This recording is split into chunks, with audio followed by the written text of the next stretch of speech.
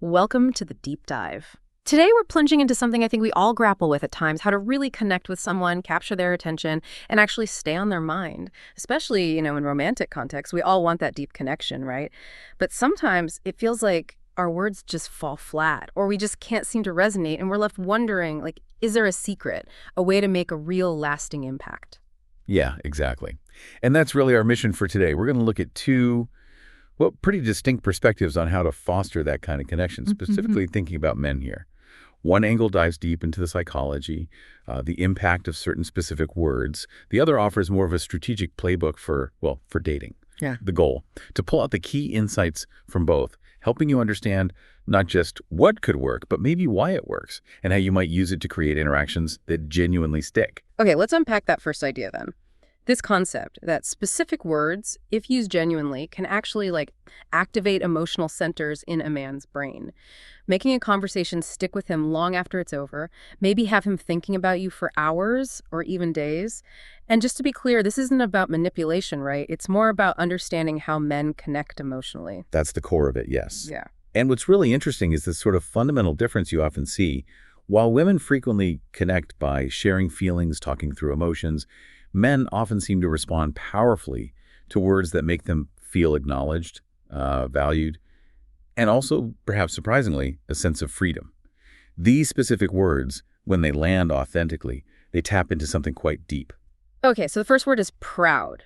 You're saying this is more than just flattery, like, hey, nice shirt. It's about really seeing and acknowledging something admirable, like maybe saying, I'm genuinely proud of how you handled that tricky situation, something specific like that. Precisely. Yeah.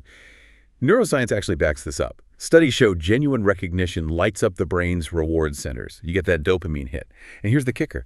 That effect, it's amplified significantly when the recognition comes from a woman he respects or cares about. It's not just acknowledging what he did, but something about him. And you hit it, specificity is absolutely key. Vague compliments are okay, but pointing out a specific action, a quality you noticed, that leaves a real emotional imprint. He'll remember that feeling. But, and this is crucial, it has to be authentic. Mature men, honestly, most people have a pretty good radar for insincerity. If it feels like a tactic, it backfires, it builds distrust. When it's real, though, you're touching on that fundamental need to feel truly valued by a woman he cares for. That's a powerful distinction, recognizing his being, not just his doing. So are you suggesting men might feel less recognized for their inherent qualities sometimes? That this word fills a particular gap? I think you're onto something critical there.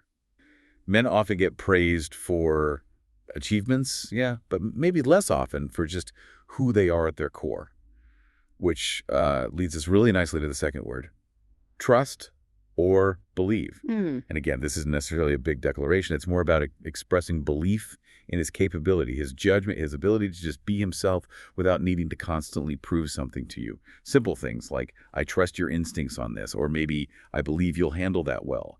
It shows faith in him. Right. I can see how that would feel empowering, foster that sense of autonomy. But is there a line? Could saying, I trust you feel like withdrawing support if he's actually struggling? Or does it usually land as empowering? That's a really good question. It definitely requires nuance. When it comes from a genuine place, it connects to that deep male wiring for autonomy, for independence. Boys are often raised to be self-reliant. So when a woman expresses belief in his abilities, it validates that core part of his identity. It's not about abandoning him if he's struggling. It's about recognizing his competence, his resilience. It resonates because, well, naturally, he wants to live up to that faith you're showing. Your belief can almost become like an internal voice for him, reinforcing your presence even when you're not there. But the key, again, is genuine belief in his capability, not just, washing your hands of the situation. Okay. Now, the third word, respect. You mentioned this has a kind of magical power, that men have this really strong inherent desire for it. And clarifying, it's about who he is, not just what he has or does. So less nice car, more I respect your persistence, or maybe I respect how calm you stay under pressure. Exactly. Respect validates the image a man wants to hold of himself, his integrity, maybe his strength, his wisdom, whatever those core virtues are for him. When a woman he holds in high regard expresses respect for those things, it's incredibly affirming. Research often separates respect and love for men.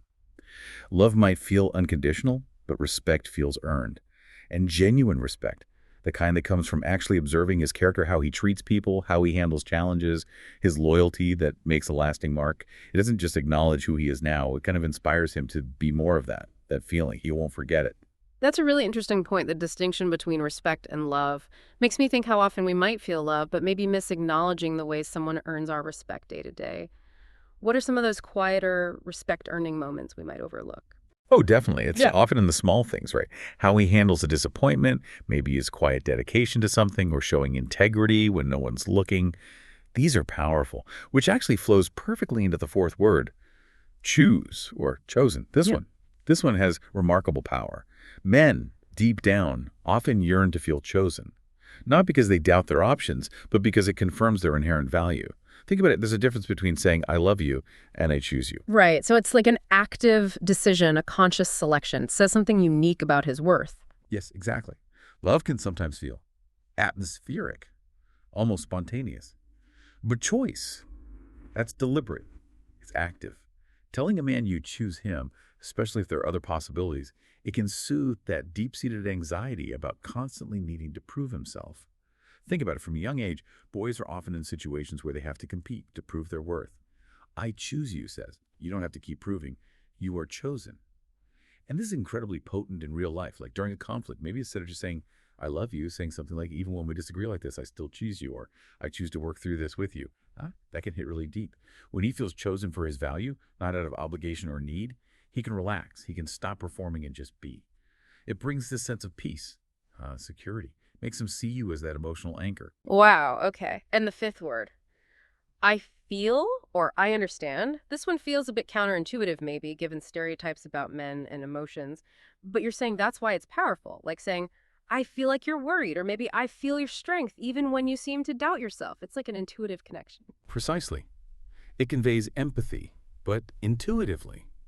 You're recognizing his emotional state without demanding he explain it, analyze it, or needing you to fix it. For men who often feel they have to rationalize or justify feelings, just having someone feel it alongside them, that can be incredibly liberating. You're just acknowledging his experience. Something like, I feel you might be more stressed about this than you're letting on. It acknowledges something he might even be trying to push down. Your intuition, gently shared, can be a bridge. But, and this applies to all 5 words, it must be authentic. If it's used strategically, like a tool just to get a reaction, a mature person will sense that manipulation. It breeds distrust. And yeah, I feel it can make some men feel vulnerable, so it needs that careful, compassionate touch, always leaving space for him to respond, or not. These words need to come from a place of abundance in you, not neediness. Okay, so we've really explored the deep, almost subconscious impact of language and authentic connection. But now let's switch gears a bit. Let's look at the wider dating world, where sometimes the advice feels less about inner resonance and more about, well, strategy. Let's explore this other set of guidelines, rules maybe, for getting attention that seem to operate on a totally different wavelength. Indeed. This second viewpoint often gets labeled the dating game. It emphasizes things like being different, which often translates to maintaining this sort of calm, cool, almost graceful demeanor on dates, Yeah. using softer gestures, crucially not showing anxiety. The idea is to act like everything's going perfectly, even if you're nervous, to create this aura of effortless desirability. It really plays on that psychological idea of challenge and reward, that making something seem a bit difficult can increase its perceived value and desire. Right. And then there are these very specific rules, like letting the man lead, the classic don't call first, the logic being, pretty bluntly, if he doesn't call, he's just not that interested. And other rules like not meeting him halfway for dates, or, and this one gets debated a lot, not splitting costs, specifically not paying for anything until maybe the third date, just offering a simple thank you. It sets up a very particular dynamic. Yeah, that approach is really rooted in the belief that stereotypically men enjoy a challenge, that making things too easy diminishes the perceived value. The thinking is they get satisfaction from putting in effort, and if they're not putting in effort, they won't value the connection as much.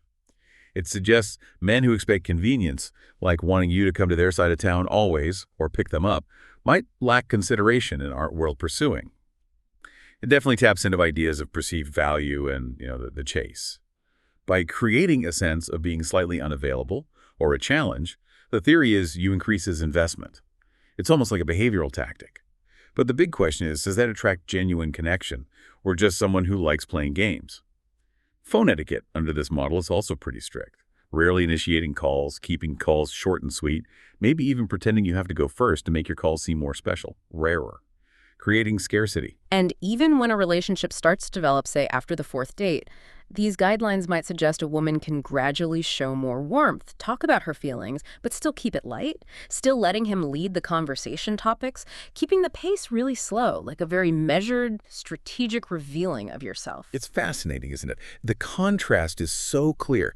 One approach is all about deep, authentic emotional expression, vulnerability, focusing on that inner value and resonance. The other, it's about strategic restraint, almost a performance, specific rules designed to manage external behavior and cultivate pursuit. So, okay, thinking about all this, what does it mean for you, the listener, navigating your own relationships? If we try to connect these dots, there does seem to be a common thread, maybe. That underlying male need for recognition, for validation, for feeling significant. I think that's a key takeaway. Genuinely acknowledging a, ma a man's value, like with those 5 words we talked about, that can genuinely inspire him, build something lasting, transformative, Yeah. that feels very different from the dating game approach, which seems more focused on just sparking that initial interest, maybe through creating that sense of challenge or scarcity. Yeah. It really brings up an important question for everyone listening. Is your goal to sort of win a strategic game? Or is it to cultivate something deeply, sustainably sincere? Yeah, and I think the real power, especially in the language part we discussed first, isn't about control at all. It's about connection. It's about inspiration. It's expressing genuine value from a place of feeling whole yourself, from abundance, not scarcity. And that ultimately benefits both people, right? It builds something solid, not just fleeting attraction. Absolutely. And there's something else too. When you cultivate that ability within yourself, the ability to truly see and acknowledge the good in others, well, that makes you, the giver, incredibly valuable. A person who knows how to genuinely express appreciation, respect, trust. They radiate something appealing. People feel seen, uplifted, maybe even inspired around them. It's the difference between using words like a technique, a trick, versus using them as an authentic expression of who you are. When honoring the worth in others becomes natural, it fosters that soul-level connection. It goes beyond just the surface. The dating game might get someone's attention, sure, but it feels like sincerity is what truly builds a lasting bond. So as we wrap up this deep dive, maybe think of those powerful words: proud, trust, respect, choose, feel, understand, like seeds. Some might sprout right away, others might take time, maybe some land on ground that just isn't ready. But every time you plant a seed of genuine recognition, you're contributing something positive. You're helping someone feel seen, valued, maybe more connected to their best self. Yeah, so maybe it'll practice for you this week. Try some conscious observation. Just look for moments where you genuinely feel pride or trust or respect, or that sense of choosing someone, or a deep understanding for the men and honestly the women too, in your life. You could even jot them down in an emotional journal. And then, when it feels truly authentic, maybe try expressing one of them. Remember, the power is in the sincerity and perhaps the rarity. It's not about manipulation. And hey, try practicing them on yourself too. Build up your own self-worth. And here's a final thought to leave you with. He might forget exactly what you said or what you did, but he likely won't forget how you made him feel when you recognized something valuable inside him. Maybe something he didn't even fully see in himself. That feels like the real magic. It's not control, it's connection. Not manipulation, but genuine inspiration. So what really stands out to you from our conversation today?